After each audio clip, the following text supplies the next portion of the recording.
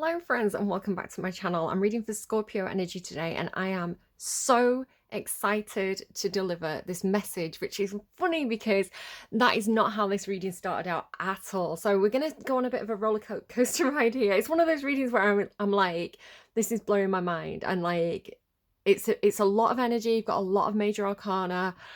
Scorpio, listen, listen.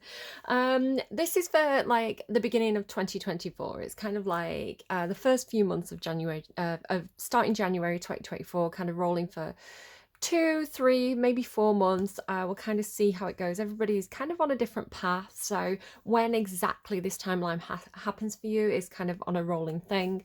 But when it finds you, hopefully it's your reading at that time. I feel like Santaro, that's what she says. Maybe that's something, that's what she says, you know, when people like make the joke, like when something sounds rude.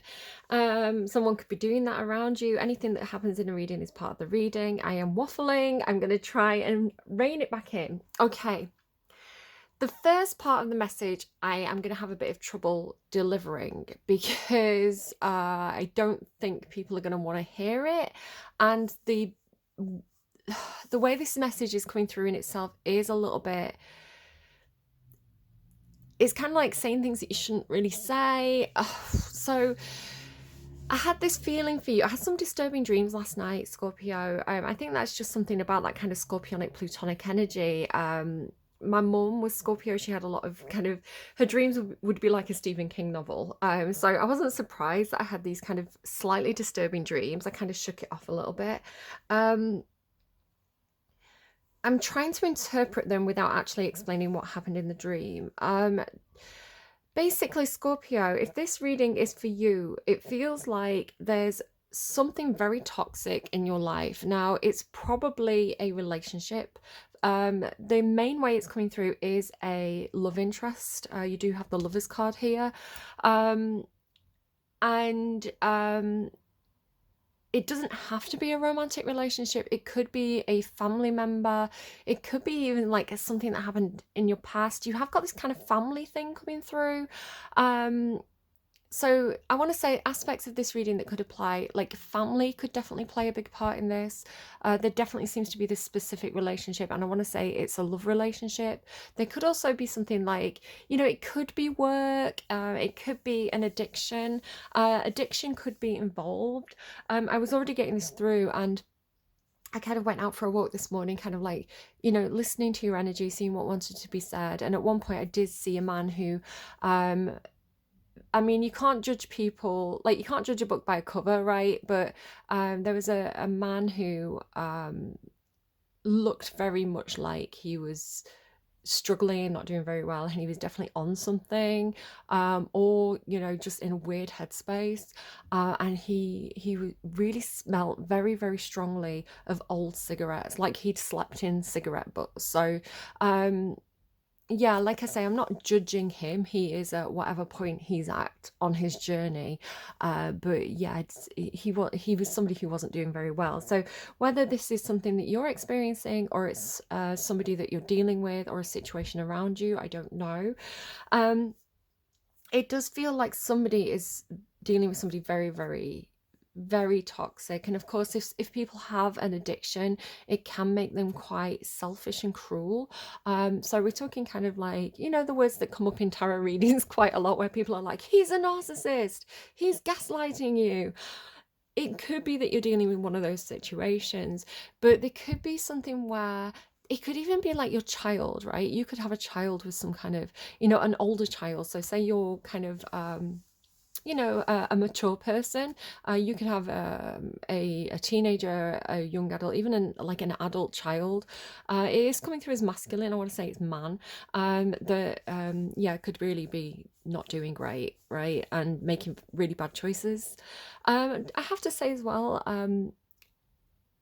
there's a line between kind of excusing or condoning behavior, but also understanding behavior, right? So understanding something isn't the same as condoning it. You know, I do understand that when people have addictions, it does something chemically to the brain that, you know, it can make people act very out of character, or, you know, it can change the way a person acts. And this could be part of the problem, because I feel like whoever this person is for you, if this reading resonates, of course it's not going to be every single person's reading, but if this reading is resonating for you, it's the message that wanted to come through. I always ask for the message to come through that's going to do the highest amount of good. So again, like, I'm just telling you what I'm getting through kind of from my guides, right? So if this message is for you, you love this person, like you have so much love for this person, which is why kind of it could be a child, if it's not a partner. And there's almost this nostalgia for the good times, but the way that it's being shown to me is it's like you've had you have this pure love energy, right? And love in itself, the ability to love, the ability to adore someone feels so good, right? It's really hard to let go of. But the problem is they're showing me it's become kind of twisted and toxic. So it's not that kind of pure love energy that is so vital for us all to have in our lives. It's become something that's like corrupted or malignant.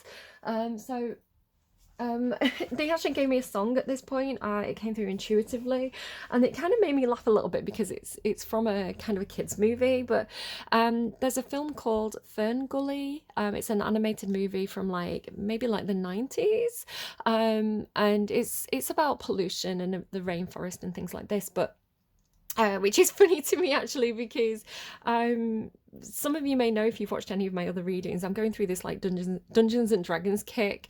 It kind of started out with me, this is my own deck of cards. It's things that came through intuitively through meditations, and I've started to use AI art to kind of generate my own cards to just to help me in my kind of divination practices, not to kind of like sell or anything like that, because you know there's grey areas around AI art and things like that and where that comes from. But yeah, just for my own use, because I don't really have very good art skills. But it's kind of like that in itself, these kind of meditation things that have come through, because I think when I meditate, I do tap into a very creative space. You know, if you think of God as being pure creation energy, he's the creator, right? Depending on what your belief system is. And again, I'm very flexible with belief systems. I think everything is one big thing. But yeah, like and whatever you believe, you know, whether you agree or disagree with me, absolutely fine, right? We're all here, we're forging our own paths, right? Let's agree to disagree and all that. But yeah, when I personally meditate, I kind of open up my crown chakra and connect. I focus on kind of like a bright white light, like a bright white star energy. Interestingly, you do have star energy coming on in at the beginning of the reading, and I'm a Libra, and star was a thing in Libra's reading too. But yeah, tap into that pure creation energy, and it's kind of like my mind just goes, right? It's like I have all these ideas. So yeah, like within the space of a couple of weeks, I basically got an entire kind of like entire world in my head with all these different characters and all this backstory, and it's very, I've got a very active imagination. It's very, very vibrant. So very quickly I've created this imagination space. But it's funny because I keep seeing it playing out, and it's coming through in the readings as well, which is strange to me. I'll talk about that more here. But one of my things that I was thinking, because I kind of want to do D&D campaigns now, like I'm like, I'll do it, I'll be the GM. If you don't know what I'm talking about, just bear with me or skip forward a couple of minutes. But again, anything that comes in the reading is part of the reading. So this is all part of what's going on energetically that I'm tapping into, right? It's kind of, I'm a part of this moment in time, and this is my part in it. So it's, everything's connected. Yeah, I basically, I've kind of like crept around the edges of my, you know, like expanded my worldview of this map basically in my mind, and kind of thought, well, what happens if I go over that mountain? What kind of happens if I go through that forest? And so I've kind of developed this whole like rainforest area, like this, well, a jungle area basically, kind of tapping into kind of like Maya and like, as well, not maybe not the Aztecs, but you know, these ancient civilizations, like the old temples and things like that. And I was thinking, well, what do I do? I was like, if I'm running a D&D campaign, I've got to have like the missions, right? I've got to have the mysteries and the problems to solve. So I thought maybe I can have like something very similar to Ferngully, which wasn't in my mind until I did your reading, where it's kind of like there's something polluting the rainforest. Maybe something's been stolen from a temple, some kind of artifact, and now, it's kind of like, the taint is creeping across the land. So, you've got to go and find that thing and put it back in the temple. It's like corrupting the creatures. And well, I thought that was kind of a cool thing, but it's I don't know, it's funny to me because now we've got Fern Gully with that huge, I don't know if you remember the film, it's like this big, he's like made of this kind of like oil and ooze, this big black like pollution character. Of course, like I remember kind of around that time there was things like Captain Planet as well, so there's a lot of stuff about kind of pollution and a lot of warning signs that we didn't really, I think people cared on like a day-to-day basis, but I think it's up to governments and world leaders to kind of really change. I can't stop and I can't change the way that we produce electricity, right? It takes a government to build a power station, so or so like how much can an individual do is when you've got kind of like billionaires with private jets, is maybe the onus needs to be on yeah, I don't know, a different set of people. I am waffling, I am getting sidelined. Let's go back to this person. So this person for you is kind of coming through with this big black polluted energy. Again, maybe there is some kind of toxin that this person's dealing with, sometimes this kind of like shadow devil energy comes through in the form of a dragon for me, which I'll talk about more in a second as well. And the dragon to me symbolizes kind of our own shadow, right? Our own, the devil on our own shoulder, right? The devil within, and how this can control us, or we can utilize it. We can recognize it and utilize it in a productive and positive way.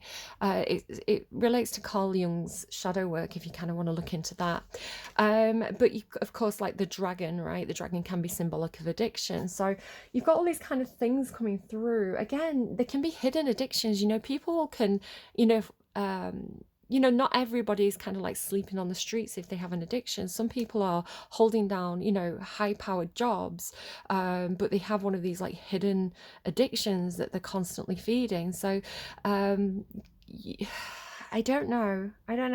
If you see a big change in somebody around you, if you think somebody's like the personality's changed, maybe they're becoming a bit more ruthless or a bit more selfish, or you're thinking, what's wrong with that person? They used to be so kind and loving, and now they're just, like all in their ego or something. Like, and I'm not saying, of course, I don't know everybody personally, but it could be a warning sign or a red flag that, maybe something could be going on with that. It doesn't necessarily mean 100%, I don't know your personal situation. I don't know who you're dealing with, right? I'm not saying anything, Scorpio. You do have this feeling of like, I can fix him. It's kind of like, but I know there's good in there, right? And if I can tap into that goodness, I can fix him, I can heal him, I can save him. But at the same time, it's kind of like damaging to you. So I don't know, there's stuff coming through that's not great. It doesn't seem like a good situation. The way my guides were showing me, it was kind of like holding onto something really tightly, like claws into something, like really gripping it, when it's absolutely clear that this is something that you need to let go of. It's almost like holding on to this is hurting you in a way, or it's kind of because it feels like the prompt is love. It's like the reason why you're doing this is because like you love, you care, but it's like your behavior is becoming toxic in the in the determination to hold on to this, or the refusal to let go of something. Like spirit seems to be saying, pass it over to us, give it to us, right? Because yeah, it's kind of like it's got this effect where the closer you are to this thing and the tighter you hold on, the more toxic your behavior is becoming. And I don't know if you're seeing it. That's the thing. I think there is this moment of self-reflection where you need to kind of take it almost like, when you get so involved in a situation. And again, I don't know you personally, it might not be a reading, flip it and reverse it if needs be, but sometimes you get into a relationship or you get into a situation, especially if you've got a lot of water in your chart, and you get so caught up in it, right? You get so caught up in the chaos of the moment and what's happening and the drama and, you know, the day-to-day stuff, that it can be really hard to just kind of step out of that for a second and get a bit of perspective. It's almost like rose-tinted glasses, or even just kind of like no time to kind of think about this objectively, because there's you know, kind of that thing about when you're really emotional, like when you're really angry or you're really upset, it's kind of like the logical part of your brain shuts down. It's almost like you need to kind of like switch on that, you know, self-assessment mode. The more you know, like the role of the observer, people talk about the role of the observer. It's kind of like take a step out of it and analyze, because it just feels like, and again, this is another thing that can happen with addiction. It's, again, whether this is you or somebody around you, I'm not saying anyone's kind of like a raging user of something. It can even be just kind of like, oh, you know, I get home from work every day and kick off my shoes, and, you know, to unwind I have a couple of glasses of wine, but it's every day and that builds up, right? So our body starts to um expect it, right? Our body starts to prepare for those things. And so this is when addiction starts. It's like a habit, a behavior. And even a small amount of alcohol every single day, it blocks the receptors and things in our brains, and it stops us absorbing proper nutrients and minerals. And especially if this is something that's happening over time, even if it's not a big problem, you know, that kind of build up of the lack of nutrients, you know, our brain not getting everything it needs, it develops this cycle of behavior, and it develops these habits and self-destructive tendencies without us even realizing that it's a problem. So I know this, and I talk about personal experience because I used to drink very regularly, and I'd always be like, well, I'm not an alcoholic, you know, and I wasn't, but my body was sort of not lightly dependent on these things that, you know, again, over time was robbing me of vital minerals and vitamins. And so when I stopped drinking, my mum died, and I was like, I'm not drinking anymore. So I drink again now, but like I say, it's much more self-awareness of it.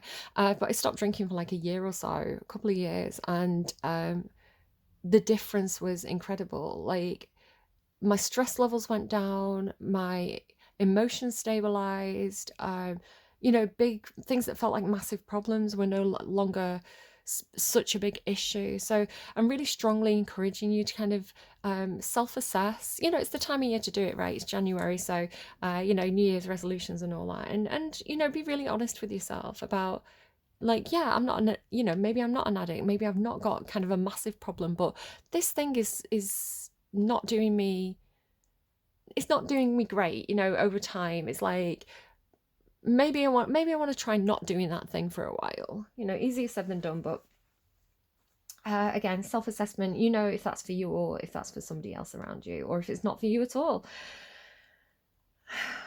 So this thing about kind of getting your claws in, I'm wondering if some of you are linking in with, I want to say it was Virgo's reading. I may be mistaken, but I think Virgo had this thing about they felt like a bird or a mouse. It's funny you've got the mice here, like a bird or a mouse that was being grabbed by a cat, and it's like the cat had its claws in this creature. But you know how cats kind of play with things, so it's like it was playing with the bird and it was playing with the mouse, and it was kind of hurting it, but it wasn't killing it. And you know, like when the animal lay still, the cat was getting bored and it was kind of like looking off elsewhere. But as soon as the animal kind of twitched or made to move, the cat would be on it again, because it got its attention back. So there's this thing about kind of like go limp or play dead in Virgo's reading. You know, not literally, but metaphorically. So I'm wondering kind of thing, like if there's something with you with that. It's kind of like you're now in the role of the cat, where it's kind of like you're not letting something go. But you ignore it when you have it, perhaps. Or again, flip it and reverse it. It could be somebody around you. But again, I am encouraging you to self-reflect on your role in this. Like, what can you do? And again, I'm not victim blaming. We all have autonomy and agency, and sometimes I think we forget that. We give our power away to other people. So this is one of those readings where it's like, how can you take your power back? And I've got something else to share with you about that in a second. But yeah, this feeling of you know, but if this person tries to wriggle away, or, you know, they make a move, it's kind of like your attention's back on them. It's kind of like, what are you doing? So again, you could be being, you or somebody around you, again, I don't want to kind of point fingers, but it has this feeling of being like overly possessive, or even like helicopter parent, or just kind of like on this person all the time.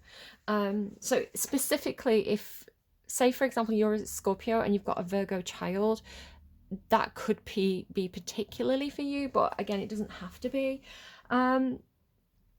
So I went into meditation, and in my meditation, I started out in this kind of like, it was like coming out of a cave, on a really rocky shoreline, you know, kind of like when there's like a cliffside next to um, an ocean, and, you know, it's like the storm was raging, like the waves were crashing, there was lightning, it was, you know, there was like water in the air, like ocean spray. It was like a really chaotic scene, and all kind of like rocks on the floor as the ocean was kind of like dribbling in and out of this cave. Basically, I'd come out of this cave, and so this cave behind me, like when I looked back, it was just this looming, like black cavernous hole. And I hadn't pulled any cards at this point. And so after I had this meditation, I pulled cards, and you've got, the cards are reflecting what I saw in meditation. You literally have the black hole, which felt like this cavern, right? That was like, I'd come out of it, but it was like it was trying to pull me back in. And then like, look here, you've got this chaos with the lightning.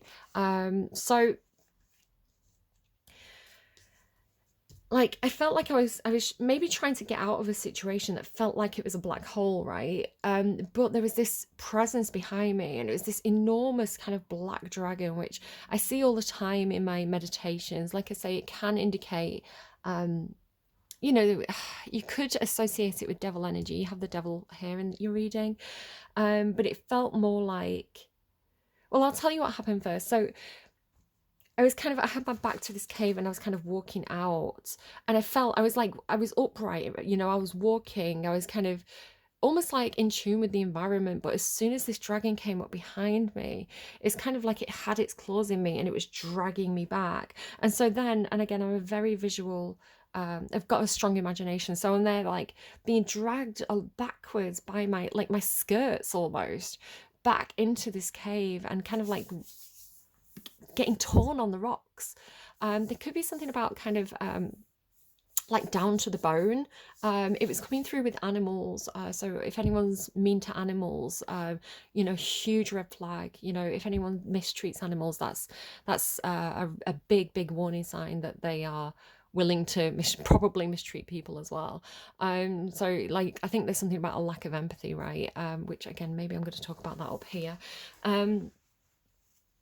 So you it's like you were being dragged back into this cave, this black hole, by this enormous powerful dragon.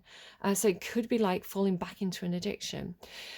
And so I felt in this moment, kind of my own conscious mind, my own self came to this moment, and I kind of wanted you to get up and fight, because like I say, it felt like you were almost like a spellcaster, like you were in tune with the waves and the lightning and the space, and yet you would allow, it felt like you were allowing yourself to be dragged back. And I thought, well, why? And I just had this feeling, again, being put back into that moment of like, I can't fight it. It's like I love it. I love the dragon, so I can't fight it. I'm gonna let it take me. So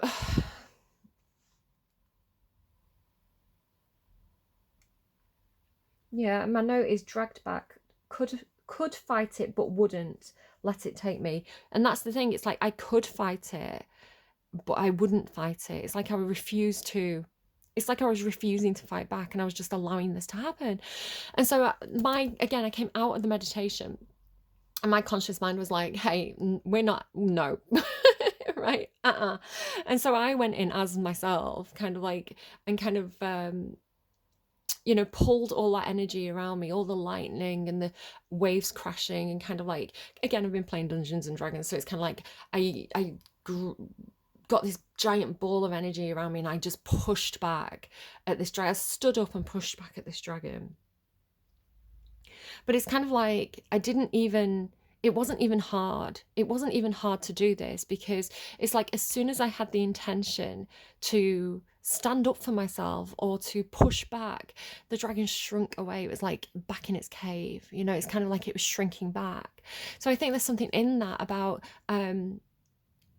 where do we give our power away? Where do we allow people to take advantage of us? Where do we need to enforce boundaries? Because a lot of the time, and again, I'm not victim blaming, I'm not saying anything's your fault, but we can't control other people, right? It's toxic to try and control other people.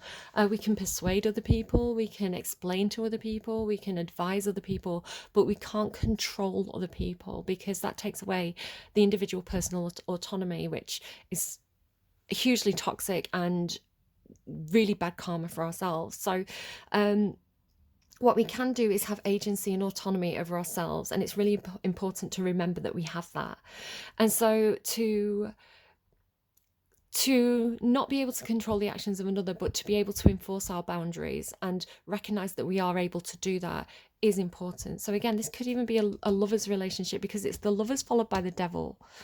So it could be a lover's relationship that enables each other with some kind of addiction, you know, kind of like, oh, I'll buy the drinks tonight, or, you know, I know we said we shouldn't do it, but let's do it anyway. Diet starts tomorrow, you know, that kind of thing. It's kind of like this person who, and sometimes as well, when we love someone, we want them to be happy. So say, for example, your partner comes home stressed from work and they're like, I just want to have a drink. You know, I've had a bad day. I just want to have a drink. And you're like, all right, go on. Like, you know, just tonight, you know, because it's like, well, I know that's what they need in the moment. I know, but it's not what they need in the long run.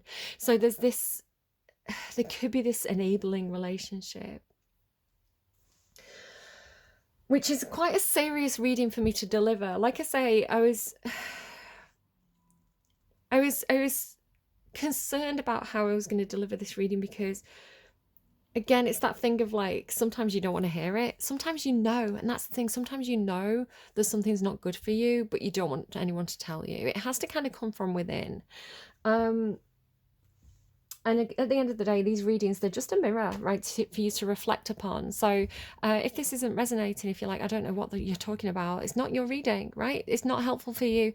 You're doing great. Your life's perfect. What are you doing in wasting your time in this reading? Go and do something. Go and do something. Go and live your own life, right? The reading is for somebody who needs it. And it seems like this person really, really needs it.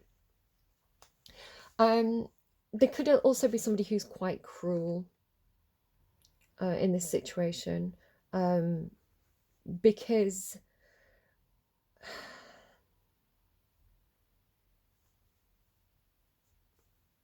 I'm going to move on from that. Okay, but there's some really good stuff coming through. Really, really good stuff coming through. Okay, this reading has a big old twist in it, which I am excited to deliver. A couple more songs though before we move on. I will pull some cards on camera as well. One of the songs was Me and the Devil by Soap and Skin. I think originally by someone called Robert Johnson. The name Robert came through a couple of times this week. It says, when you knocked on my door and I said, hello Satan, I believe it's time to go. Make of that what you will. And then TV by Billie Eilish, where she goes, maybe that I'm the problem. Maybe I'm the problem. Which again was one of the things that was worrying me, because I think it's healthy to say, oh, maybe I am the problem, you know, where let's have a look at my own behaviors in this situation. Is there anything that I could have done better? That's really healthy. But also, if you're in a relationship and somebody is manipulating you and gaslighting you, they make you think you're the problem when they're the problem. So that's a tricky line in a tricky song for me. But having said that, if you are in a situation where somebody's been manipulating you and gaslighting you and making you think you're the problem, you could still be doing behaviors that aren't the best choices, right? I'm not blaming, I'm saying, because in that song, what I'm trying to say is, in that song, she talks about how when she gets into a new relationship, she kind of like loses contact with all her friends, right? She's so wrapped up in the relationship that, you know, her friends aren't around her anymore, which again worries me, because I think sometimes if you look at abusive relationships, especially kind of narcissistic control, I'm not again, I'm just telling you what's coming through. I can't diagnose anyone with anything, right? I'm not saying that your partner's a narcissist. If you've got a great relationship and you've got no problems, again, what are you doing in this reading? It's not for you. You know, this it's probably resonating at this point if it is for you. And again, I don't want to point fingers and blame people, right? This is a big thing of this reading is kind of like, what can you do? How can you claim your power back? You know, you I'm not victim blaming. What I'm saying is the victim can sometimes keep themselves in that situation unintentionally without realizing they're doing it, because they're pointing fingers at the other, right? It's his fault. They did this, I did that. I've given, you know, I don't have any power in this. We always have power. And it can be that our roots have closed down. Again, this is one of those things that's like easier said than done, right? Um, you know, it could be that, you know, you've lost contact with certain people, you know, maybe your relationship with certain people has been damaged, because, you know, maybe you've not been in your best energy. Um, you know, if you go to the doctor, you could go to the doctor for a flu shot and say, I need help, I'm in a serious situation, I'm in an abusive relationship. There's charities, there's things like help, shelter, women's aid, you can go to the police, you know. But like I say, in that meditation, and this is a really scary message for me to deliver as well, because it's like, I don't know what happens when people do this. It's making me think of there's a movie called Renfield, and it's such a good movie. It's got Nicolas Cage in it. Brilliant movie, and basically it has Dracula and Renfield's relationship, but in a comedy way. It's like comedy about a really dark topic, right? They role play it as an abusive relationship. So like they compare and contrast it kind of thing. And so, like, he's trying to stand up to, when he tries to stand up to Nicolas Cage, who's playing Dracula, he gets quite angry, right? That's not what happened in my meditation. But again, I don't know who you're dealing with. I don't know what is safe for you and what is not safe for you. Um, you're going to have to look at your own relationship and kind of explore your options with that. Everybody's going to be different. But if you let somebody take advantage of you, they're going to, you know, and they're not a good person, they are going to take advantage of you, right? And so the only way to stop them doing that is to, you know, put those boundaries in place. Again, I am not a therapist, I am not a psychologist, I can't diagnose anyone, I can't really give the best advice. I am only telling you what's coming through in a tarot card reading. So again, you're going to have to really, I have some more advice. I have some more advice from the cards that you might like to consider whether this is a viable option for you, if this is your situation. And it's, all hope is not lost. The cards are great. We're going to go into it. So space is here. Maybe you need some space. Again, I was saying, you know, sometimes we get so embroiled in a situation. It's kind of that thing of like, you know, in high school, it's kind of like, you know, your friends are all falling out with each other, and it's like, she said that, he said that, and it's kind of like, you're so embroiled in that bubble, right? And then it's like anyone from the outside of that bubble can look at these teenagers who are like making, you know, basically a massive drama out of quite a relatively small situation, and just kind of go, gosh, I remember being a teenager and thinking that, you know, it was the end of the world because Denise's boyfriend was caught sending a love letter to another girl. It's kind of like, Denise, forget him, right? He's a jerk. Like, girl, come on, we're going out. But it's kind of like, when you're in it, it's kind of like, oh my god, well, she said that, he said that. It's kind of making me think of, I don't know if anyone's seen the kind of the viral clip of Selena, is it Selena Gomez whispering in Taylor Swift's ear about Timothy Chalamet and one of the Kardashians. I don't know, they all look the same. They're all basic. Sorry, Kardashians, please don't sue. I don't know. You look the same as every other girl. You're basic, right? Even if you were the trendsetter, you know, if you're not special, you're not special. Sorry, I'm having a moment. Um, I don't like them. I think they're I think they have very unhealthy and toxic beauty standards and social standards that a lot of people try and follow and emulate, which isn't healthy for their own personal confidence. Let's move on. Yeah, so maybe you just need to give a situation space. It could be the sort of thing where it's like I feel like you're going seeing family. It could be that you say, I'm going to go and spend some time with my family. I'm going to go and travel and see my sister. I'm going to go and try. This person is not going to want you to do that. They are going to try everything under the sun to not let you do that. If they are toxic, big red flag, right? If they're trying to stop you doing it, it's a sign that you really need to do it. Let me tell you that. The deer is here, which is fascinating to me because you have deers all over this reading. Here, kind of here, here, kind of deers, elks, these kind of hooved. Talking about, I was going to describe it as hooved, horned animals, which the devil. But it feels a bit like this is a wolf in sheep's clothing. You have the wolf, as I say that. The deer and the wolf, these are both symbolic of hunting for me. I'm surprised that my hunter card hasn't come out. The laurel tree's there. Because again, you've got this thing about animals. The first card here, the Five of Swords, it came through in another reading. Can you see it's like all these swords in these stumps where the trees have been cut down? And then there's just this one deer kind of like minding its own business and kind of, it feels like that deer's in danger, right? It's not really perceiving the threat because there's all these crosses on the stumps. So I always sort of feel like this deer is in somebody's crosshairs. So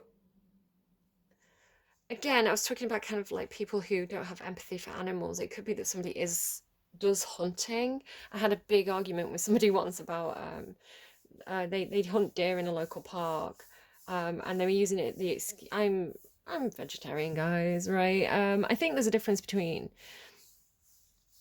you know, sort of like if people from kind of tribal territories where they respect the land and they're in tune with nature, and they hunt for food but they use every part of the animal, like Eskimos. Is that a politically correct term? I'm sorry if it's not. Inuits. It's kind of like they use the fur for clothing and for rugs, and to keep themselves warm. It's kind of like, and like every part of the animal's used, where, and things aren't over hunted, but this person, they hunt to keep the animals in check, they say, to keep like population control. And I'm like, we live in a world where it's like, can't we just kind of use animal birth control? Like, like, I don't know. It felt like a bit of an excuse. Again, it's a very hot topic. People have different thoughts and feelings about that. I'm not saying everybody who hunts is a terrible person, because like I say, I gave you two different examples of hunters there. People who hunt for sport and for fun and to have a trophy, and people who hunt because it's a necessity and they have respect for the land and respect for the animals. Two very, very different types, right? So yeah, I don't know about that. um the mice and the unicorn and the black hole. Talked about the black hole. The mice talk to me about it can be kind of like a support network. The mice to me are symbolic of service industry workers who see things and hear things but go unnoticed. So imagine you had, a big party, a big hotel, a big party, a big event. You've got the waiters and the bar staff and the cleaners and, the toilet attendees, and they're listening. Right? They're walking around, they're listening to the conversations, they're picking things up. They're in the know. They can tell you who, when the hotel guests check out, they can tell you who had a nice clean bedroom, who left a mess, who left a tip, who didn't. It's kind of like they get a read on people. So the mice to me talk about a network, right? The unicorn to me talks to me about somebody who has been through really bad situations but they're still a good person. So the difference between naivety, which was talked about in Libra's reading, naivety and purity. So naivety is, I don't know that the devil exists in the world, I don't know that anything bad is out there. the unicorn has survived the darkness, and they've kept their integrity, and they've kept their kindness, and they've kept the ability to hope for something better. So it's a very rare thing, because a lot of the time when we're in bad situations, it corrupts us very easily. We can kind of give in to temptations, or take part in things because of peer pressure. So to maintain our star quality, and our goodness, despite the evils in the world, is a very difficult thing to do. So it's a very high vibrational, powerful energy. So let's keep going. Let's keep going. Actually, I'm going to take a really quick break and grab a drink of water. I was on camera, and I'll explain a bit more to you. Okay, just as I was kind of doing that,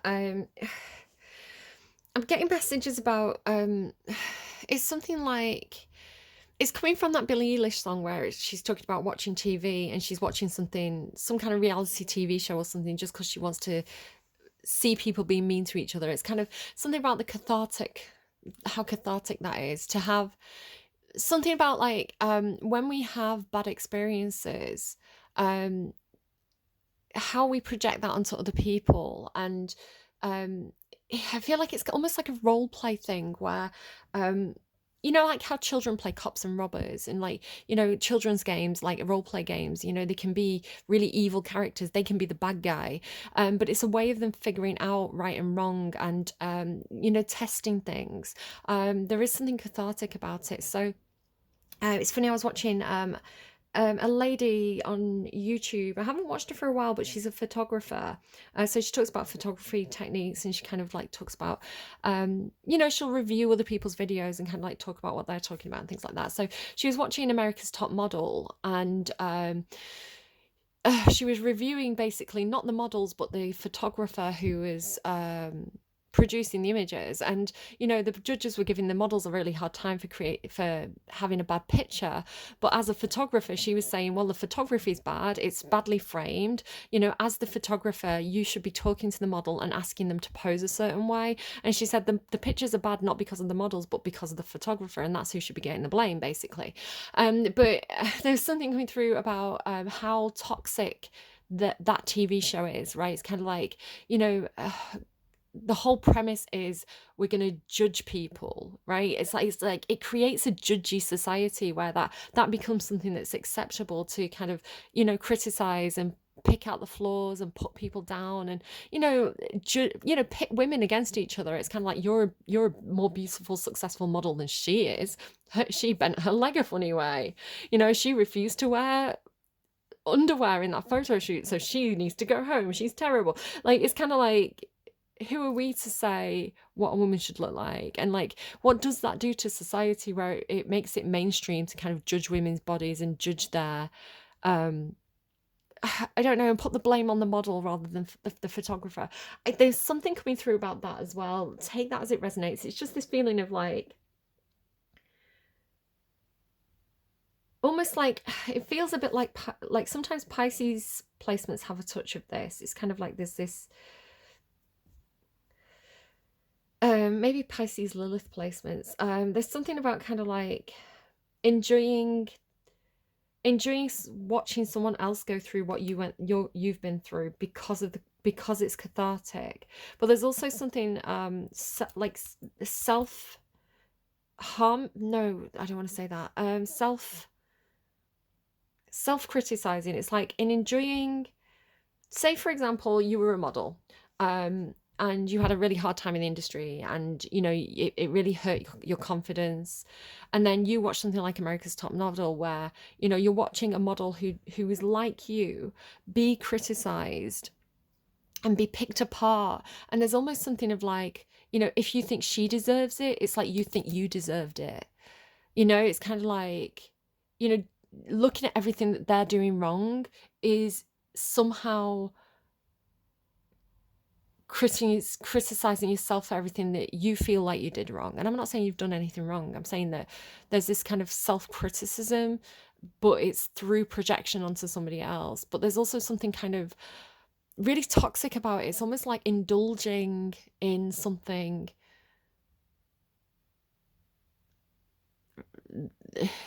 like that was done wrong to you, kind of vicariously through it being done wrong to someone else. It's kind of like perpetuating a cycle or something where, you know, really you need to be breaking those cycles and being better. You know, I'm not going to let this happen to anyone else. That's kind of like a better. But again, it's something about indulging it. It's like there's something indulgent in it.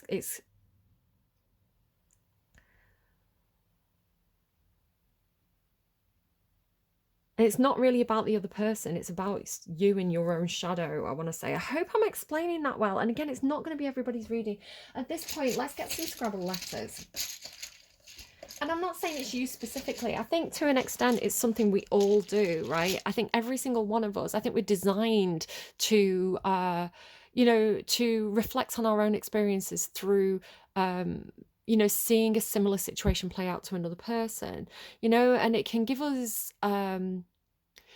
the reason why I think it can be a healthy thing to do is because it gives us perspective, right? If we take a step back and we can see the link, right? If we can see what we're doing, you know, it gives us that sense of perspective. It gives us a sense of, you know, the ability to self-analyze, but only if we are aware of it. If we're not aware of it, then that's when it can become quite toxic.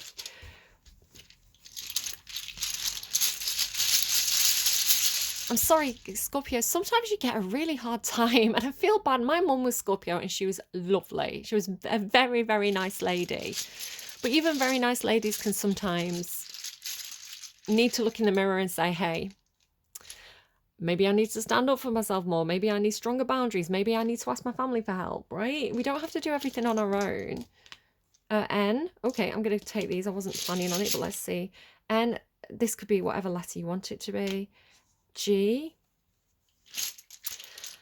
I'm hearing 4, so I don't know if you want to take those or not, but I'm going to get 4 letters out. This could be initials. It could kind of spell something out. It could make you think of something. Just roll with it. Whatever you get is for you. If it's Next, like America's Next Top Model. It's like it was talking about that TV show. Nay, it's not.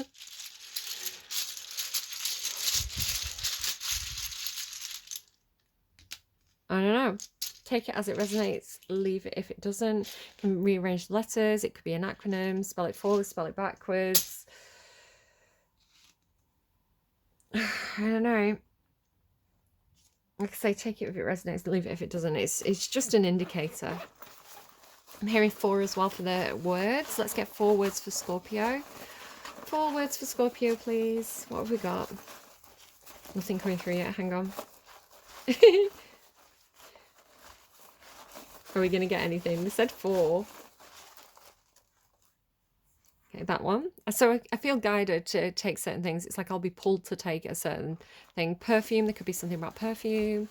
A group of girls walked past me when I was on my walk. They were on the way to the high school. 4 girls, very much like, do you know in Mean Girls where it's like they're walking up the corridor and like the wind's blowing? And they kind of had that vibe to them. And it's like, it's minding my own business. But as they walked past me, there was just this waft of perfume. Like they smelled great. They smelled really good. But it was kind of like, you know, like that kind of high school drenched in perfume smell. Maybe there was something about high school. Maybe that something happened in high school. It's like you've been carrying it with you. High school girls can be mean. I was saying this yesterday to someone. Perfume golden. Maybe it's something about Mean Girls, you know, the movie. That's going to be a musical. I really want to go and see it. Well, it is a musical, I think. I want to see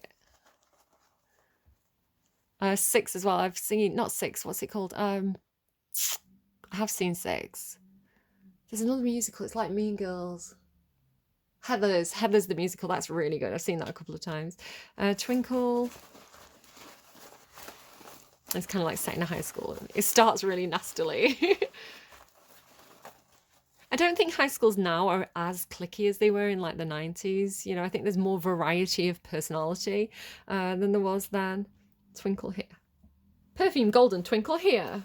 I don't know. Make of that what you will. Okay, let's move those out of the way. I'm going to get you some cards on camera and then we're going to kind of get into the spread and what that's saying.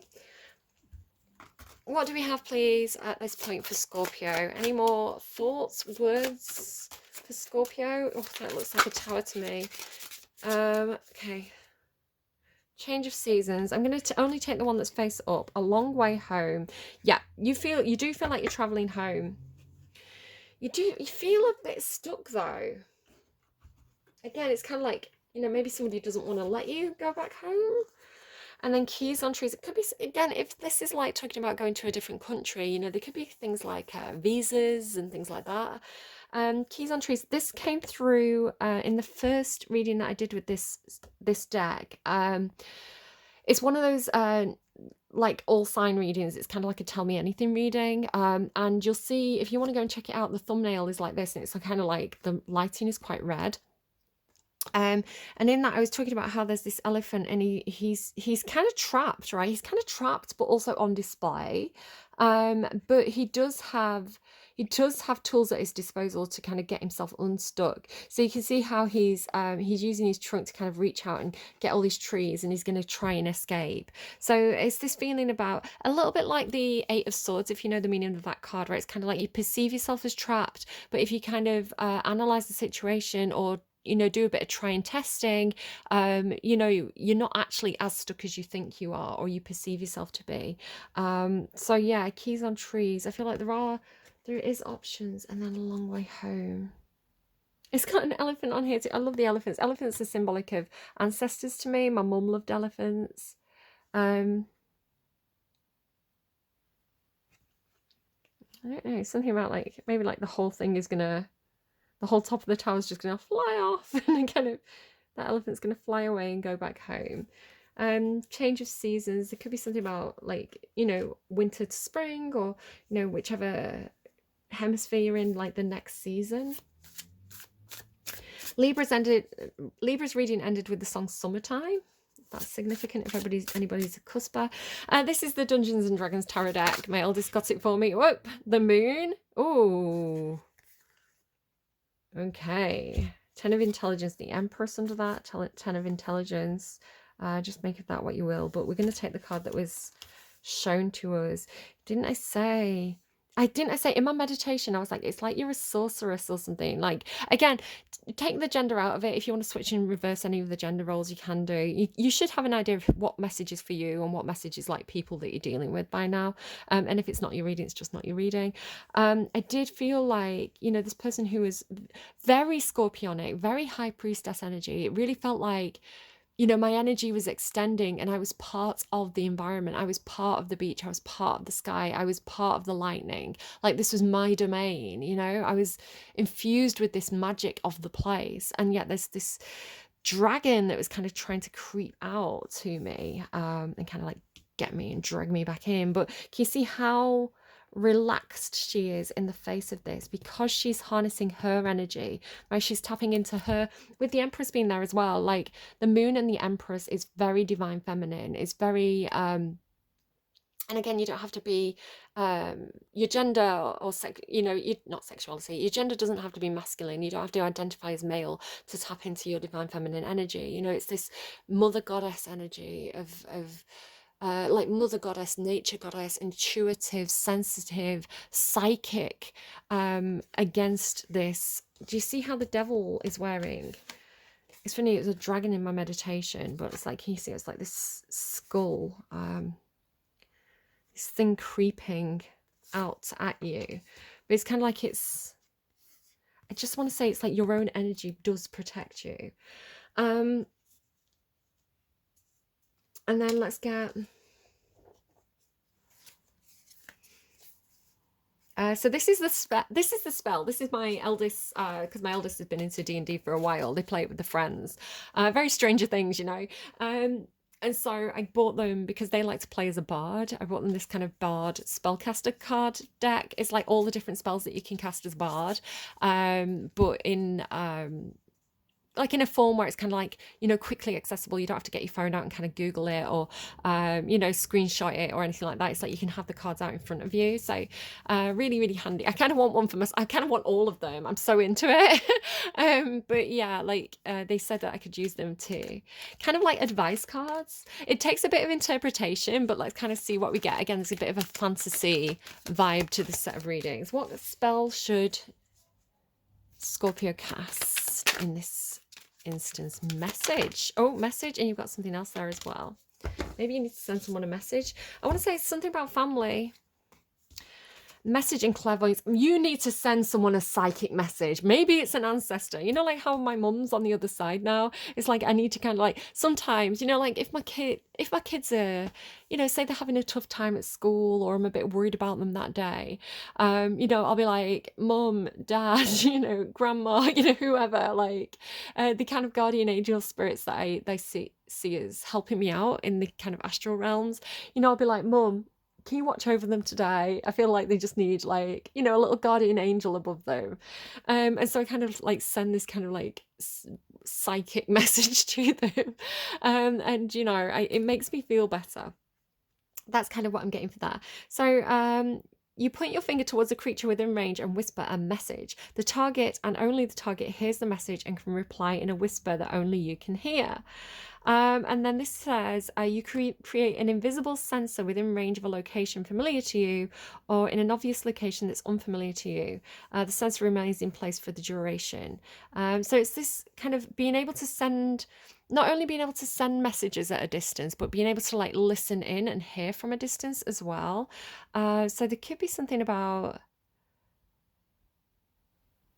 again, you are the high priestess in the tarot, so it's kind of like use that, right? Use your moon goddess powers to kind of listen and to get guidance and to ask for help, because you have this gorgeous card up here, or this set of cards, which looks to me like there's a really similar card from the fairy deck that came through for, I want to say it was Gemini, where it's kind of like ask for help, and it's ask for angelic assistance, and it shows a fairy reaching up and reaching out like this to an angel who's reaching down like this. So it's like it's almost like, even though I'm not using that deck for you, it's like they've given me that card just in visual form.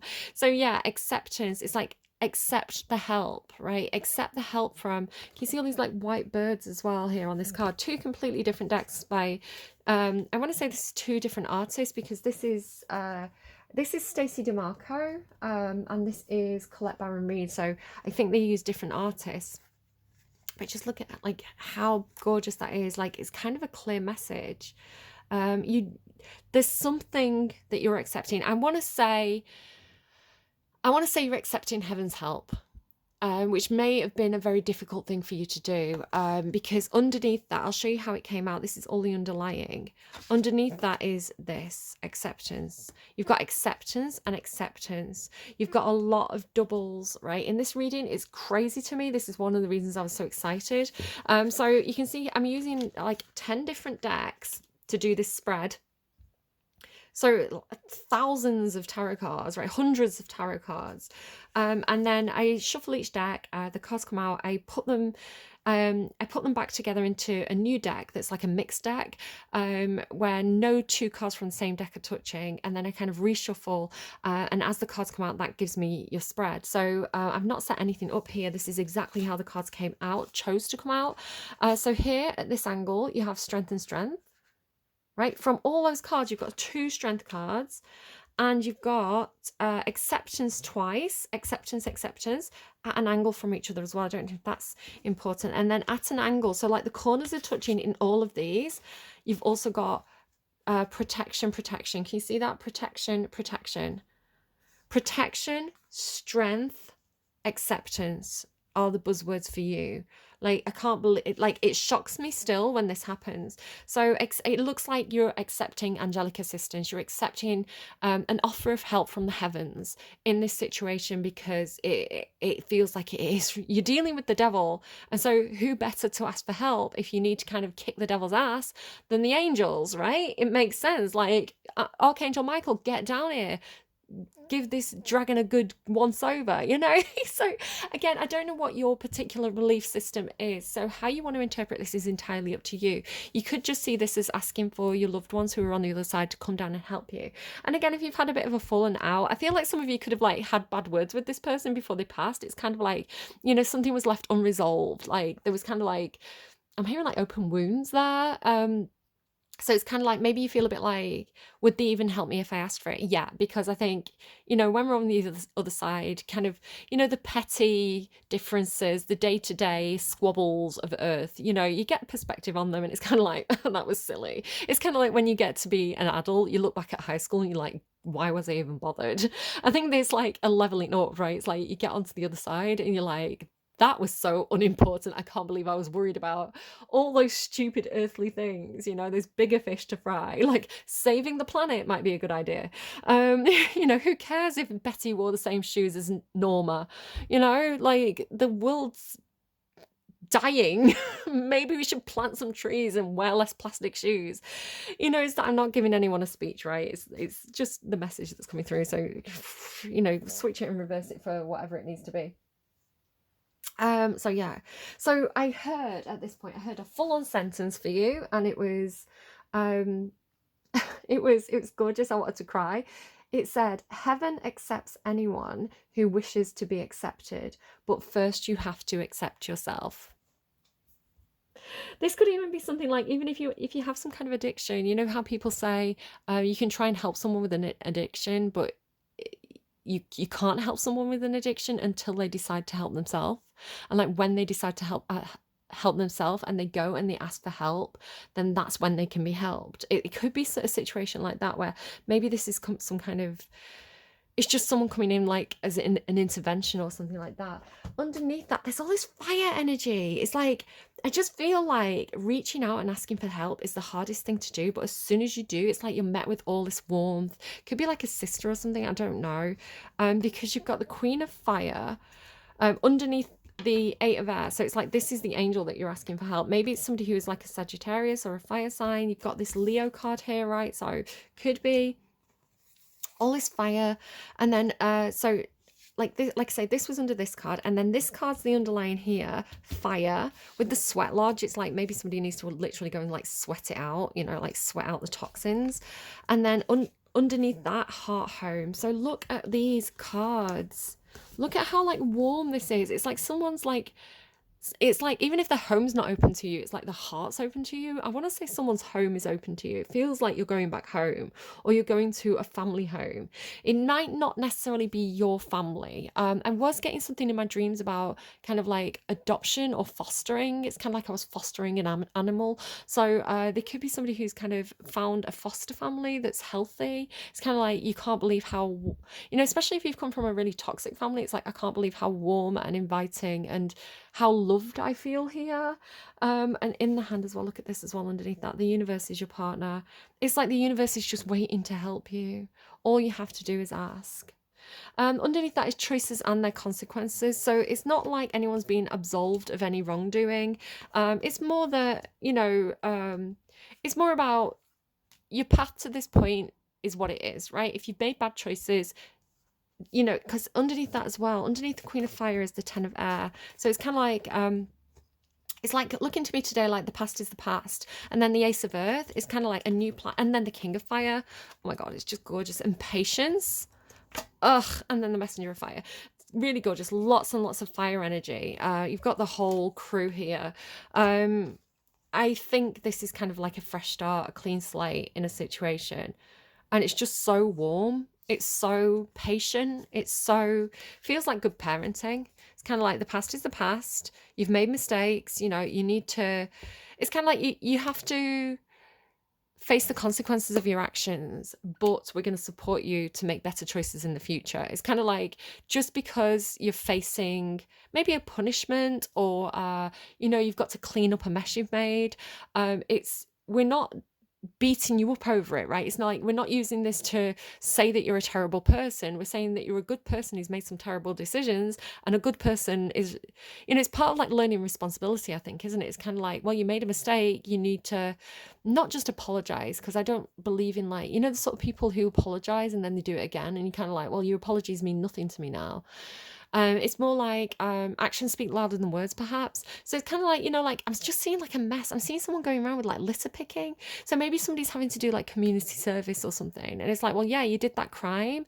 So now you've got to do community service. But, however, 4 weeks, it's done. I don't know how long it would be, right? It's kind of like, get out there, get it done. And don't make those mistakes again. You're a different person now. You've learned from it. I do believe in redemption. I do believe people can learn from the mistakes. And I think a big part of that is getting the right support and the help you need from the right people. I need to check what time it is. Excuse me a second. Yeah, so it's looking really good. It's looking like you could be helping someone. You could be the one offering help with a lot of love, or you could be the one reaching out for help. I don't know. Again, it might not be a reading. This real strong, you've got deer energy coming through really strongly, and you've also got this kind of like lion energy coming through quite a lot. Could be, like I say, a Leo around you.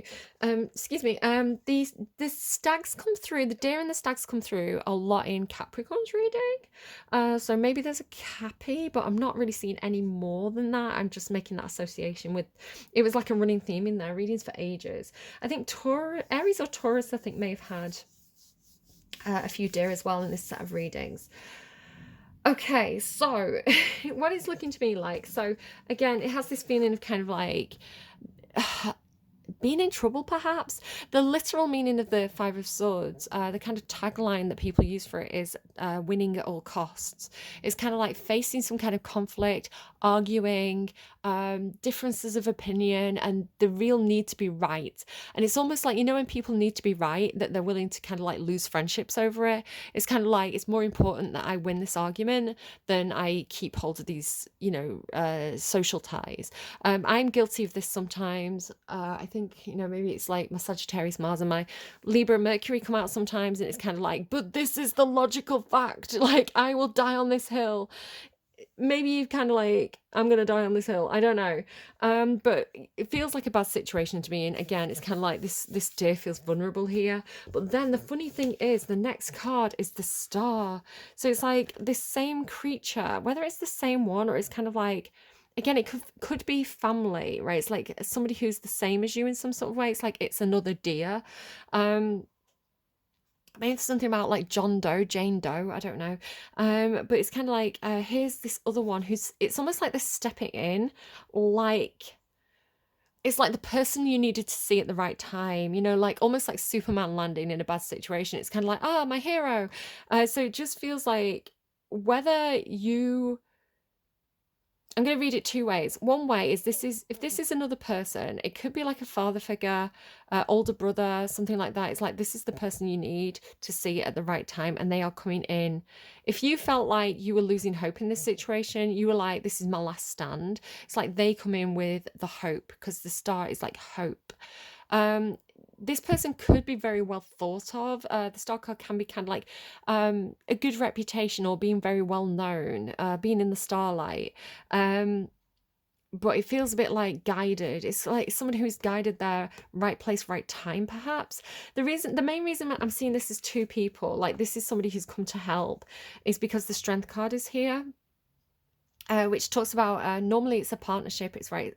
It's like someone who gives strength to the other, but it's like they understand them as well. They understand the hello crow. There's a big crow just flew from my roof to the roof across from me. If that means anything to anyone, I love crows. Like, I love their intelligence. Like, I love their problem solving skills. I just think they're a brilliant bird. Yeah, it's like the story of this is kind of like the lion was angry and kind of roaring because it had a thorn in its paw. So the girl recognized that the lion was her, and she helped the lion, and now the lion protects her, right? So there's this recognizing the nature of the beast, something about that. But again, you do feel like you've, I don't know, something. I do know what this means. Okay. I do know what this means. So, yeah, it's kind of like taming the wild beast or something like that. And I want to say it's within you. I want to say a lot of this, the way it's coming through, a lot of it is shadow work. So it's because you've got this reflecting pool. So I'll come to that when we come to it. So there's this thing about kind of the right person at the right time, or recognizing something. Could even be like a moment where you look in the mirror and you see yourself very clearly. Kind of like an ugly duckling moment. It's like if you thought you were, if you had a bit of like, not victim, is it victim mentality, or kind of like, you know, feeling disempowered, or feeling like things are happening to you. It's like suddenly seeing yourself in a way where it's kind of like, it's like seeing yourself from a new angle. I'm trying to think of a situation to explain what I'm seeing here. Um, it could be like drawing on reserves of strength. It's kind of like sometimes you don't know who you are until you get into a certain situation, and then you see how strong you are, and like looking back and recognizing that as well. Like, wow, actually, you know, I've got untapped strength here. I've got, reserves of strength that I can tap into. It's just looking to me like catching yourself in a mirror almost. So yeah, either this is you seeing yourself in a really good light, or someone showing up for you. I want to say there's something, it's this self-reflection, because it's like an ugly duckling moment, right? Where it's kind of like, I didn't fit in, I was the ugly duckling, the other ducklings laughed at me, and then, meeting another swan and being like, oh, damn, I'm a swan. Hey, I'm not a duck, I'm a swan, I'm gorgeous. So yeah, it's kind of like one of those moments where it's kind of like I say, it's kind of like I was on the floor defeated by this dragon that was like dragging me. Maybe it is, maybe it's like, how people say, drag me, it's kind of like they dragged me. It's kind of like a term for um when people kind of criticize people, like a roast, or like a comedy roast. It's like when someone gets dragged, it's kind of like, all the flaws are pointed out, they're criticized, you say really nasty but clever things to them. It's kind of like someone could have been, really like said some really painful things to you, perhaps. It could be like someone dragged you. But then recognizing that it's almost like their behavior came from their own devil within, right? So kind of like your devil and their devil kind of look at each other, perhaps, just with this here, right? There's this self-reflection moment. Or maybe someone's treating you the way you treated somebody else, and you're like, oh, damn, that hurts. I'm seeing that now. Something like that. But then it's like I say, it's like you can lie down and let this happen, or you can stand up and you can assert boundaries. It could be the sort of situation where it's kind of like, in the past, again, this could be like a childhood thing. We all do nasty things in high school, right? Like, I have this theory that everybody gets bullied and everybody's a bully in high school. Even if you think you weren't, like, like in Romeo and Michelle, where there's a moment where, like, the girl who smokes all the time, who always felt like she was, does she always feel like has she got a bit of victim mentality, and she meets that guy and he's like stuttering, he's like, no, like, you scared me, and she's like, I scared you, kind of thing. It's like that, right? It's kind of like you don't really know the impact that you have on other people, because we're like, all teenagers are kind of like in their ego, right? So it's like, everybody's like hypersensitive and just thinking about themselves, so kind of like not really thinking about the impact they're having on others. Could be something like that, where again it feels a bit like maybe you did something in the past where it's like you dragged someone, right? So you put someone else down or treated somebody badly, and maybe you didn't realize or something until this moment where you think, well, it's almost like they let me do it in some sort of way. Again, don't take this too personally. If it's not, if you're kind of going, no, that's not me, I'm a really nice person, like, it's not a message for you. Again, it's not a personal reading, it's a collective reading, so different stories for different people. So it has this feeling of like, and I've been there, right? I can think of moments where I've not acted high vibrationally and I've been horrible. It's like I've been a bitch, and I'll go, oh gosh, I don't, I don't want to be that person. We all have moments, right, where we're not our best selves. So it's kind of like, being mean to somebody because they were an easy target. It's like being mean to somebody because they let you. And it's kind of like, well, why didn't they just stand up for themselves? Why didn't they tell me they didn't like it? Why didn't they, put that boundary in place, and then I would have stopped, right? It's kind of like, I don't respect that person because they don't stand up for themselves. So it's kind of like in a moment where you're being disrespected in the same way, it's like, are you going to lie down and take it, or are you going to stand up for yourself?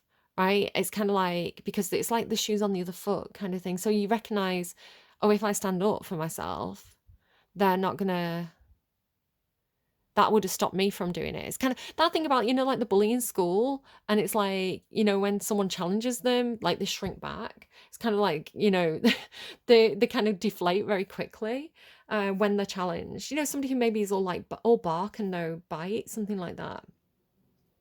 But I don't know, different situations for different people, right? Yeah, that it can go really badly if you judge it wrong. So again, but like I said, there's chaos. So the Five of Swords is followed by chaos. And it feels like in a moment of conflict, in a moment of chaos, in a moment where everybody's fighting, in a moment where, the poop hits the fan, it's kind of like that's when you draw on some strength. And that's when you have maybe spiritual growth. Because again, you've got strength twice and growth. Now, the oak trees are really symbolic for me of excuse me, it talks to me about like the body, right? Or the soul, or the development of the person, because the roots go down into the earth, symbolizing for me what fed you, what nurtured you, like as you were growing, what were you drawing upon? So it can talk about environment, like the family around you, the society around you, the stuff that opinions that I had kind of in my teenage years that I see as really problematic now, because you can look at things like Friends, like the TV show Friends, and what was in popular culture, and some of the values that were celebrated in that time, and not the values that this culture celebrates now, 20 something years later. 20 30 years later. God, I'm old. 20 something years later, yeah. So it's kind of like society changes, values changes, and we reflect on things, and we the opinions that we have can change as we're given different lenses to look through. Like when we look back and think, oh, that was actually a problematic point of view. I can definitely think of things that values that I held in the past that have changed. So it can talk about kind of what, as you were growing, as you were developing into the you that you are now, kind of what led you there. But then the branches being talking about development and future, which again, next to the star, is like the hope for that, the hope for your future growth, the hope for you developing your strength. It could be physical strength as well, maybe hitting the gym or something, right? Like making your body stronger, maybe giving up on something that was toxic for your body, so you have hope for building your strength back up. You do have recovery for a sword, so there could be something where you've been a bit poorly, especially the King of Swords being here. It can be a doctor, so it could be that there's been a medical thing that you're recovering from. But yeah, there's also something as well about this in itself. Again, going back to kind of that imaginary kingdom that I've been creating. I have so I have like a mountain range, and there's kind of like this spruce forest, but if you run down, it runs to kind of like an oak forest, and then kind of like other areas. So it's like this central oak forest in the middle of this world, and then these spruce kind of heights around it. So it's kind of looking to me like that. It's kind of like I'm up in the mountain, and then if I look down, like if I go down there, that's where the oak forest is going to be. And there's this big old oak tree in my own imagination place where it's kind of like it's a library, right? It's like the oak tree is so big and so ancient and so respected. It has like a lot of knowledge. Oak trees can be symbolic of like knowledge to me as well. And also family, the oak tree being kind of like an older figure in the family, where like the acorns are kind of like the children, the blueprints of the future. So all this kind of stuff and weight that these are carrying, and of course like the toadstools being like the mycelium and the connections of the forest floor. So really interesting visuals there. They're all from the same deck as well. That's the, if anyone's interested, what is that deck? Some of the decks I'm using, just if anyone's interested. Elemental Oracle. What else have I got here? Not those. I don't know where the deck's gone. I don't know why maybe one of you is like interested. Oh, there we go. The one. It's the Sacred Forest Oracle. That whole deck there. It's really a really nice oracle deck by Denise Lynn. Oh, I'm not sure who did the artwork. I always think a lot of it's funny because the author gets the headline, and then the artist, I feel, is Scott Bridenthal. Yeah, I think the artist is the main selling point, to be honest, of a lot of oracle decks. The visuals, the artwork is why people buy them, and kind of the descriptions of the cards is secondary, at least in my experience, because I'm an intuitive reader. I tend to draw my own information from the visuals of the cards. Like I say, so the ancient oak tree is giving me this feeling of like maybe actually going back home. It could be to a family, it could be to a place, you know, like the place where you grow up, or you know, a place that's very meaningful to you, and it feels very healing. Again, with the Four of Swords, feels healing, and it feels protective, and like a place where you can be your best self, especially if you've been somewhere where it feels like it's had a negative impact on you. I'm just going to stop and restart because I'm at the 40-minute mark. It just helps out my my recording. There we go. So yeah, then we have justice. So chaos into justice. It feels like a correction of something. It can be some kind of legal system. Again, I had that feeling of kind of like maybe someone needs to do a bit of community work or something. You know, it's kind of like the justice card steps in. So the justice card is here to restore balance to chaos. You know, it's to create law and order in a society where if we didn't have rules, if we didn't have laws, it would be chaos, right? It would be kind of every man for themselves. So the justice card is really important, and it does come in after the storm spirit and the chaos as restoring law and order in a situation. And creating stillness. Creating stillness and allowing people to reflect on whatever the situation was. So it's kind of like, you know, maybe sleeping it off. You know, it's kind of like, you know, the jail cells, kind of like sleep it off, son, and we'll have a word in the morning. So yeah, it's kind of like this moment of, after the chaos, we have the calm. And in the calm, we kind of look back on our actions and think things through and think, could I have done anything better? Could I have done anything differently? So it's just a moment of peace and stillness to do this self-reflection, whatever that is. So I do think, like I say, it does feel like there's somebody toxic around you. It could be more than one toxic person. It could be a toxic situation. It could be an addiction. It feels like there is a devil in the room. However, like I say, it feels like when you do your reflection, you see how, like I say, it's like the devil within you meeting eyes with the devil within them, right? It's kind of like, just because it's like, so funny to me because it's the Lovers card, which is Gemini, and it's got these two scorpions on it, and like these two snakes as well that are kind of eye to eye. There's this, it's like looking in the mirror and seeing where you've been projecting your own devil onto someone else, you know, like blaming them for your own bullshit, basically, which again, it's a very normal thing to do. A lot of the time it can be quite hard to be like, yeah, I was the bad guy in that moment, you know, and we're all the bad guy in some moments. We all have these little, you know, we've all got an angel and a devil within, right? And who we give the free rein to kind of allows that behavior. And a lot of the time, I think people who are really in their devil energy have very little self-awareness, you know, and they do see themselves as a victim. They do think it's everybody else's fault, or they blame everybody else for, you know, the things that they're doing, when they're really in the grip of the devil. So again, you know, as an example of that, kind of a real world explanation of the metaphor, when somebody has a really bad addiction, you know, when someone's really in the grip of that addiction, you could say they're in the grip of their own devil, right? But the devil is, you could say that the addiction itself is the devil, but at the same time, their ability to choose is you know, that's questionable. Like they're not because of the physical effects that an addiction has on your body and your brain. You know, it is hard to make good choices, but they are making choices. You can't put all the blame on the addiction.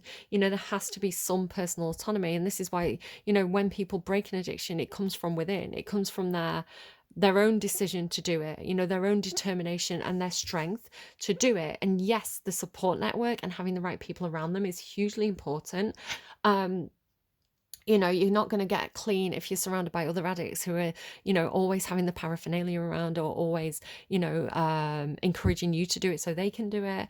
But if you're in a place that is clean, so like a rehab center, or, you know, back with your family in a healthy society, if that's an option for you, again, like some people have very unhealthy families. It's like that's where that's a better environment for that recovery to happen, right? But like I say, it's just like meeting somebody who's reflecting your own devil back at you, which means that you can, it's like you don't have any control over their devil, right? And this is the big thing that people have to realize. Other people are going to do what other people are going to do. You only have agency over yourself. So it's kind of like in that moment where it's like you come face to face with somebody who's in exactly the same devil energy as you, right? They've got the same devil on the shoulder. It's like you can go, oh, I see it in you, therefore I can see it in me. And that's when we get the shadow work. And that's when that's when the devil stops puppeteering us and we get to pull back on those strings and say, hey, you're my bitch now. So the change here is happiness with the dolphin. Happiness and protection, double protection, and retreat. Retreat, this feels like retreat here, right? And I'm hearing the devil in you bastard the devil in me. And we have growth. You've got growth again. Okay, I didn't even realize you've got growth twice as well. That's 4 things that you've got twice, which feels like personal growth, right? Which it feels like shadow work. And then family, wolf spirit. Yeah. So with the ugly duckling thing, the swan, and then with the wolf spirit family, it's like you're finding your pack, right? You're finding the people that you run with, which seems to be something about symbolism of the animals really strongly. Protection, protection, protection. Look, it's like, right, what I'm seeing here, right, kind of like the Patronus moment. So all these images of like these this kind of black stag, I talk about panthers sometimes, the dragon, the devil, all these kind of our own shadow, again going back to Carl Jung and shadow work. When we see it, when we recognize that in ourselves and we gain that self-awareness, um, we get to decide what we do with that information, right? So kind of it's like, what's your toxic trait, you know, what's your fatal flaw or something. It's kind of like, if you're not aware of it, it rules you, right? It makes the decisions for you, and you have very little agency. But when you recognize it, when you recognize your own negative behaviors, your own patterns, your own red flags, your own you know, your own say for example, you lose your temper if somebody criticizes you. You can be, and you know somebody's going to criticize you, or you know you're going to have like an appraisal or something. It's like you can prepare for it, and you can be like, I know that this is sensitive for me. I can say to the person, look, this is a trigger for me. If I can feel myself getting a bit too worked up, I'm just gonna leave the room. I don't mean to be rude, it's just that I might have to just walk out and calm down, and then we can talk about it afterwards. You know, it's like, give the person a heads up that you might have to, you know, don't just sit there and try and bottle it up and then like let it explode. It's that sort of thing. Does that make any sense at all? So the golden shadow is when we recognize our the devil's not going anywhere, right? The devil's always going to be there, whatever your devil is. And I'm talking about the devil within, not whoever else you're dealing with. So recognizing it allows you to gain control over it and to utilize it in a really productive way. And this is when it turns into Carl Jung's golden shadow, and it becomes a source of creativity and inspiration, and it allows you to have self-mastery. But also our devil is there to protect us. Like I said, you've got the unicorn. So, and do you remember what I said about the difference between naivety and inexperience, which the devil loves, right? The devil is like, hey, here's my new little plaything that I can manipulate because they don't know what I'm doing, right? It's like I can pull the strings on this one because they haven't got a clue what, what I'm doing here. But it's like when you see it, right? When you've got that devil within you, you can see it in other people, right? So this can talk about like your experiences, right? You dealing with toxic people, you having, difficult situations, and kind of like the imprint that that leaves on you. And so then it's kind of like, then you see the red flags, right? Then it's kind of like you can look at the devil and go, I know exactly what you're doing because I've got all the same tricks up my sleeve. I just choose to apply them in a better way than you, right? So it's like the devil can't pull your strings anymore because you can pull them right back. Remember the vision that I had? The dragon's attacking until you stand up for yourself, and then it shrinks back. And so it does. Our own devil is not necessarily, I'm saying devil again if you're particularly religious, but that's a very loaded term.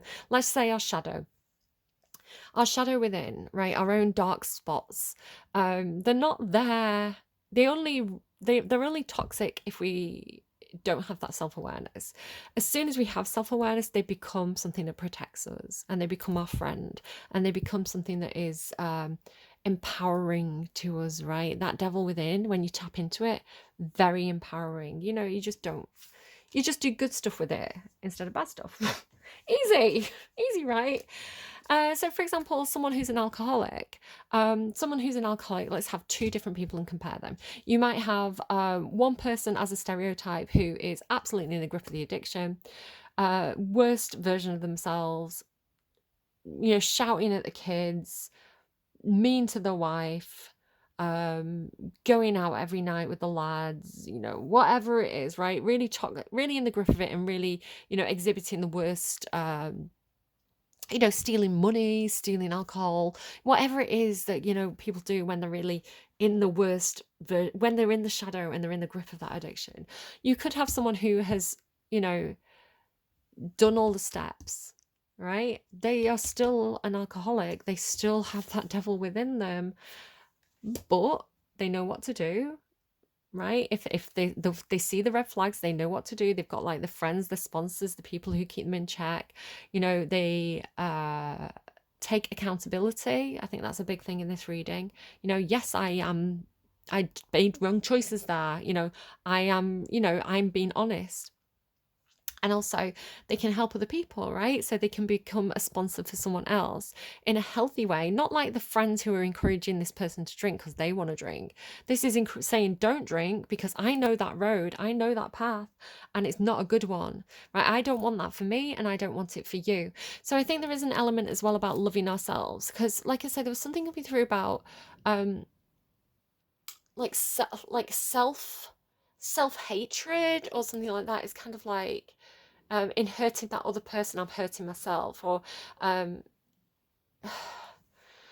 it's kind of something really toxic there that needed to be worked through.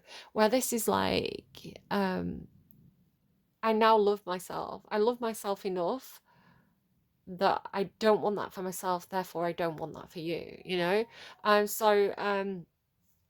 Yeah, I don't know. I found this to be a really, really cool reading, Scorpios. I think it's a very, very empowering reading. Like I say, I love that you've got strength twice, protection twice, acceptance twice. I accept the things I cannot change. Maybe somebody is in recovery. Maybe somebody is doing the steps. Maybe somebody is doing those affirmations. What is it? God give me the strength to change the things I can change, um, accept the things that I can't, and the wisdom to know the difference. Yeah, really, really cool. So growth as well. Like, it's just gorgeous. And there's definitely this thing about family or tribe or your people, right? The people who are the same as you, that you're not an ugly duckling, that, you have, people who, that's the thing as well, to beat an addiction, that is one of the hardest things to do, and to do that successfully, that's an incredible feat of strength, right? And so recognizing that and being like, people who have never had to do that do not know how difficult it is. And it doesn't have to be addiction, it could be anything, right? Something that you've had to do that was really, really hard, you know, some devil that you had to conquer that, you know, most people don't have the strength to do that. And yet if you do it, you recognize that about yourself and you recognize that about this other group of people. That's amazing. You know, that is superhero energy, you know. So you've defeated the devil, you've Archangel Michael this shit. You know, it's a really cool reading and I love it, Scorpio. So I don't know where you are at this point, and I don't know if this is you specifically, like the individual you watching this reading, something that's going on with Scorpio energy, something that's going on with you know, somebody that you know, but just the outcome of this reading, when I went into it thinking, oh my goodness, what am I dealing with, what am I walking into here, to come out with this outcome, it is just incredible, really is. I'm going to grab my phone, we're going to get you a song to close out the reading, and then I'm going to wish you well. I'm getting something as well about if you've not been a good person in the past, or if somebody else hasn't been a good person in the past, and it's like, you know, sometimes it can be hard to let someone back into your life when they've really hurt you, if this is like family. Like, obviously nobody has to let anyone back into life if they don't want to, you know, you can put those boundaries in place, you don't owe anyone anything, right? Especially if they've not treated you well. You know, there could be something about accepting an apology, but letting go of them with love. You know, maybe that's something. Maybe it's this idea of kind of like, you know, I accept your apology, but I'm not prepared to have you in my life, so I'm going to let you go with love and blessings on your journey. I hope that life is good to you in the future, but this is the end of the road for us. There could be something about that sanctuary there underneath as well. And leadership, look at that stag. And miracles. Oh my God, you're getting some good cards. Really good energy. You know, so maybe again, this could be somebody that you've let go of. It could be somebody on the other side who I really think that people can be incredibly toxic because life's hard, right? Because we're in this stupid, mortal, flimsy body in a society that is designed to just stomp on us, right? Society, life is so hard. It's like everything's set up for us to fail. Like, it's really hard to win the game of life in real life. And so, you know, to be a stupid human in a stupid world, you know, trying to do the best we can when there's so many temptations and so many problems and so many mean people and shit situations, you know, like I think, you know, it can get people into a really not good state. But I think as soon as our soul is in a better place and we get, you know, our little review and we can see things for what they are, I think I think the soul is pure. I think our soul is I think everybody's soul is pure. This is my theory. It's like a little, you know, that star, the bright light, the white star. It's like everybody's soul is an angel, but sometimes like we get more, you know, like I said, Fern, Gully, that kind of toxic love guy. You know, it's like we get coated in like the devil's ick through our experiences, and so we have to kind of like. I feel like as soon as we're on the other side, it's kind of like, you know, all that ick's just off us, and we get back to our pure form. That's my theory. I don't know. Take it or leave it. And so, like, you know, maybe it is letting someone go, accepting someone for who they were, letting them go if this is somebody on the other side. Just being like, that's the story that's who you were in that mortal body. That's the story you told on Earth. I don't know. That's the end. That's. I'm going to keep going. Right. Okay. But again, there's something about inside, like there has to be self-love, right? There has to be the desire to win, right? The desire to have like the hope, the self-love, the self-acceptance. It all has to come from within. Like, otherwise nothing else is gonna. We can't look for that acceptance and that love outside of ourselves. It has to come up from within first. No one's going to fix us, right? I don't know. I'm going to get you a song from my light songs. I don't know what it's going to be. I'm going to press play. Probably going to get an advert. Oh no, we got a song. Water Fountain by Alec Benjamin. She told me she loved me by the water fountain. She told me she loved me and she didn't love him. And that was really lovely because it was innocent, you know, like the devil loves the innocent. But now she's got a cup with something else in it, and it's getting kind of blurry at 10:15. And he was in a hurry to be touching her skin, and she's feeling kind of dirty when she's dancing with him, forgetting what she told me by the water fountain. Now he's grabbing her hips and pulling her in, kissing her lips and whispering in her ear, and she knows that she shouldn't listen and that she should be with me by the water fountain. So maybe you're watching someone else getting wrapped up with a devil-like character. She couldn't be at home in the night time because it made her feel alone, but at that time she was too young and I was too young. I should have built a home with a fountain for us the moment she told me that she was in love. Too young, I was too young. And if she ever goes back to the water fountain, the handle will be broken and the rust set in. But my hand, it will be open and I'll try to fix it. My heart, it will be open and I'll try to give it. Now I'm grabbing her hips and pulling her in and kissing her lips and whispering in her ear. And I know that it's only a wish and that we're not standing by the water fountain.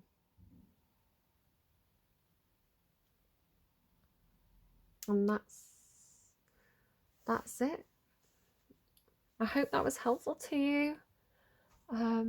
Again, we can sit there and go, I wish this had been different. I wish that had been different. We can't go back and change the past. I think there was something in Libra's reading about that, like the Time Master wasn't available, right? It's like the situation is what it is, whatever this is for you. We find ourselves here in this moment and we can do all the wishing we want, but it's not going to change the path that led us here. What we do have autonomy and agency over is the choices that we make every second from this moment onwards. I think that's a more practical use of our hopes and our wishing than trying to change what was. All right, I hope this was helpful. Do take care of yourselves and take care of yourselves. Like, I really mean it, Scorpios. Like, love yourself first and love yourself deeply. And before you try and give that to anyone else. And before you try and, you know, get it from anyone else as well. It's like, it has to come from within and you have to mean it. And you have to want good things for yourself in order for you not to be either entering into toxic situations or perpetuating toxic situations.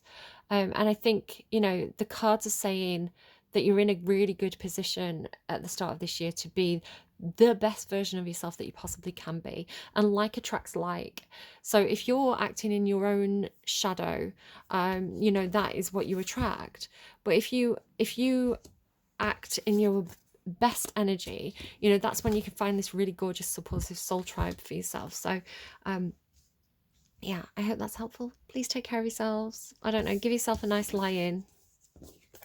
Time to recover, time to retreat, rebuild your strength.